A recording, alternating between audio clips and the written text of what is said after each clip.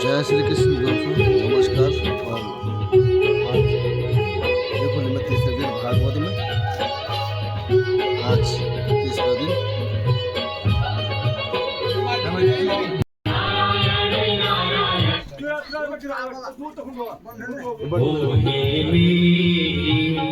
आँखों का रतन आँखों से बाबा से वो तेरी मुरली की तान का मन को मेरे करते बेगाना।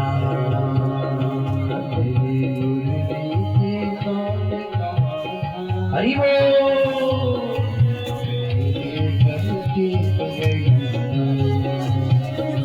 तेरी मुरली की तान का मेरे करते बेगाना। कहा जो इन धर्मों का पालन करता है वह राज करता है वह काम ठीक ढंग से रहता है। इस विजय में भगवान श्री कृष्ण सामने खड़े हैं। अनेक प्रकार की स्थिति करने के बाद अब इच्छा मृत्यु का वरदान था और घड़ी तो रोज ये कौन सी घड़ी आती है जिसमें मेरी मृत्यु होगी। तो माघ मासिक में माघ मास की शुक्ल पक्ष की इसी तिथि को भीष्म पिता की मृत्यु हुई। बोले श्री कृष्ण भगवान की जय।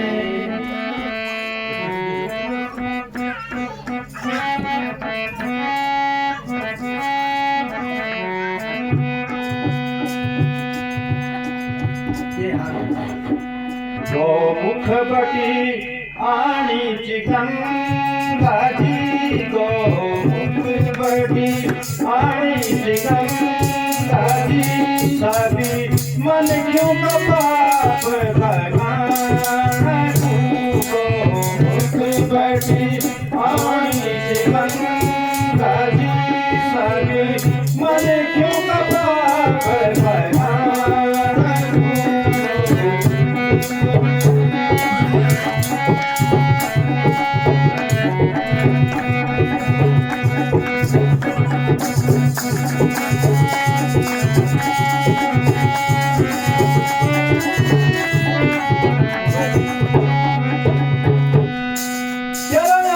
जब देखी वे गेनी कथी गया मरे जब अमृत जब देखी वे गेनी कथी गया मरे। हम लाडल ख्याला प्यारा हम पर भी कैरी नजर हम लाडल ख्याला प्यारा हम पर भी कैरी नजर हम लाडल ख्याला प्यारा हम पर भी कैरी नजर। हरि पार आंदा लोग सभी हरि पार आंदा लोग सभी तेरी भक्ति की जोत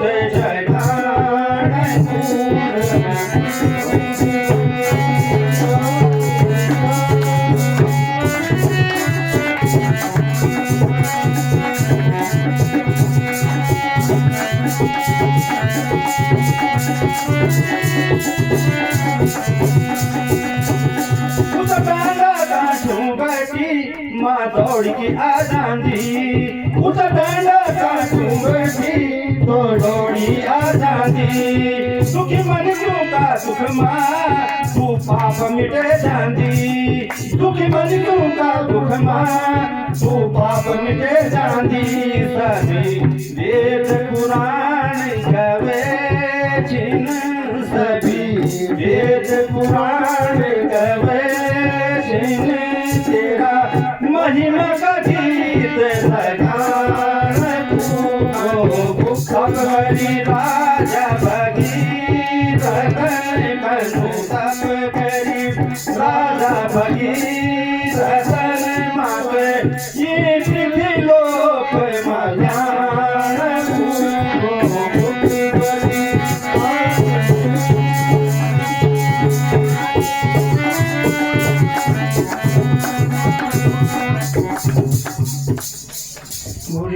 भगवान की जय। जिस प्रकार अभी कीर्तन हुआ, जिस प्रकार भागने थी गंगा, वही उस गंगा का भी वर्णन आगे आता है।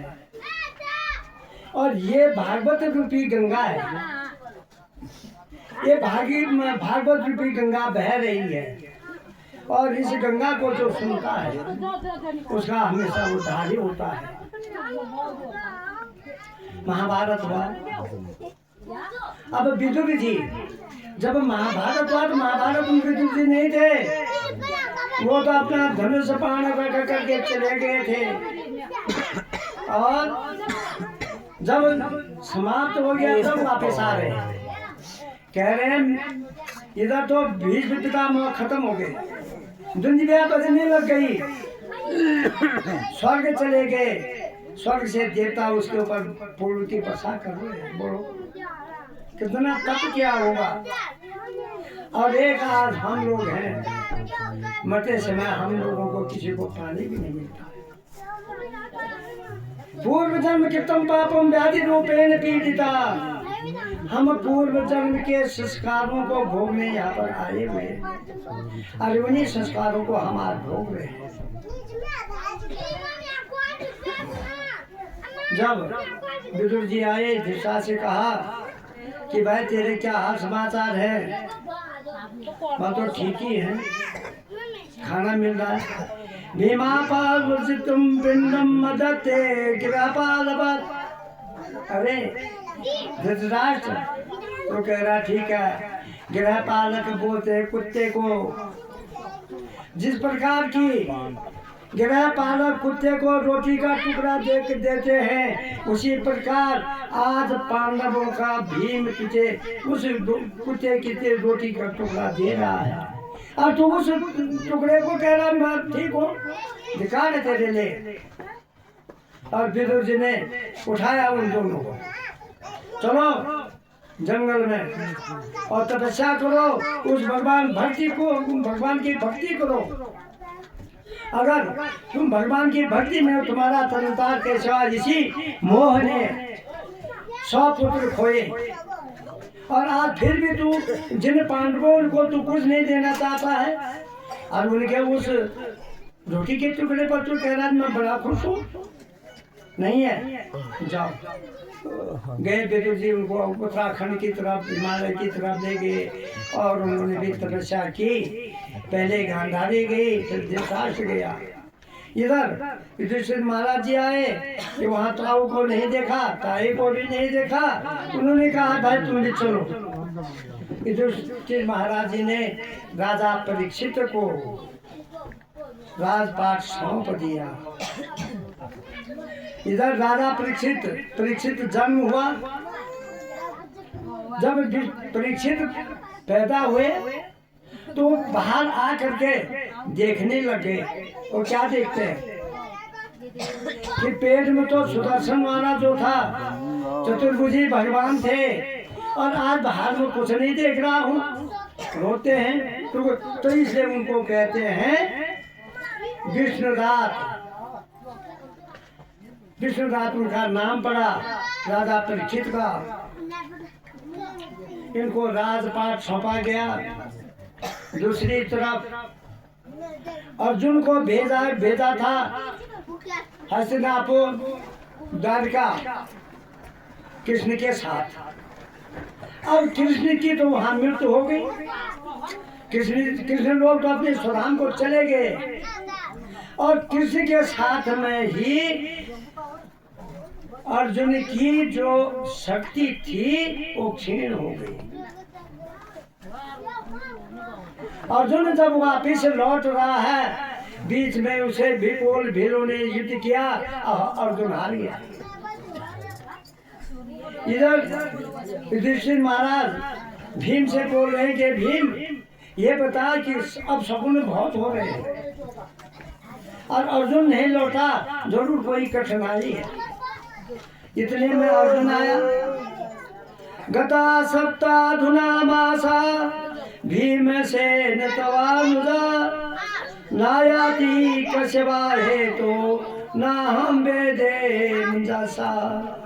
मेरे दिल में शंका हो रही है कि भीम अभी तक नहीं आया, वो अर्जुन अभी तक नहीं आया। भीम से बोले, ये भीम अर्जुन अभी तक नहीं लौटा। इधर सियार बोल रहे हैं, गीद बोल रहे हैं, उल्लू बोला है, और एक तरफ से जो है गायें जा रही हैं, उल्टी गंगा बह रही है, अब शगुन हो रहे हैं। इतने में अर्जुन आते, अर्जुन आए, पूछा उससे कि भाई तू क्यों नहीं आया, तूने मुंह क्यों लटका रखा है, तूने किसी बच्चे को खाना दिए बगैर खाना तो नहीं खाया, तूने किसी ब्राह्मण का अनादर तो नहीं किया, तूने अगर किसी ने भिक्षा मांगी उसको भिक्षा नहीं दी, तूने किसी निर्बल को तो नहीं सताया। चुप रहा।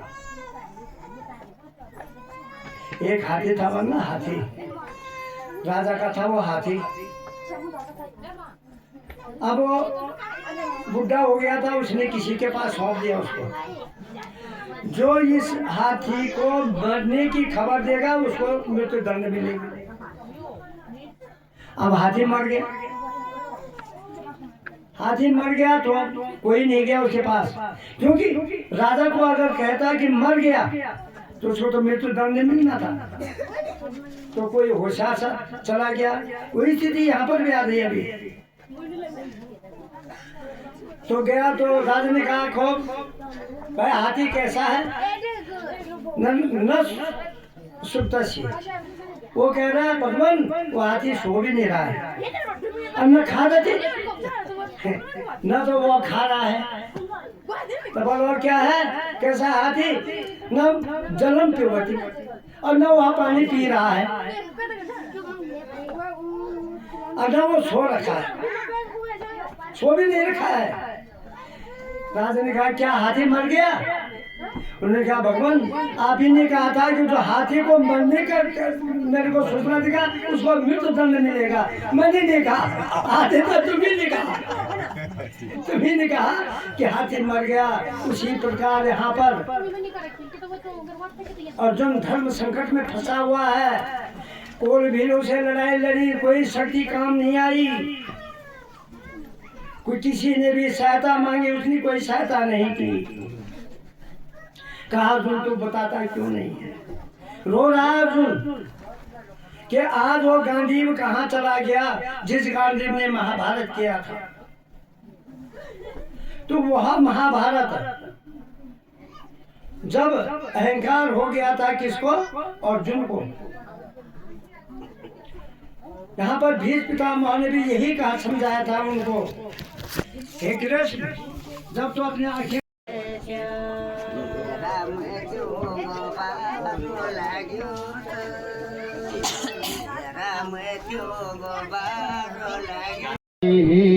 संपूजल शीर्षे नागमात्रेभ्यो नमः शाखां बद्ध्वा स्तंभ आलभ्य होमितोयतासमीयते ततो नो भयं गुरुसन्न कुरु प्रजाभ्यो भयं न पशुभ्य वनस्पति समो भूतो निर्मतो विश्वकर्मणा श्रीस्त्रो रक्षार्थं यावत् कार्यं समाप्यते।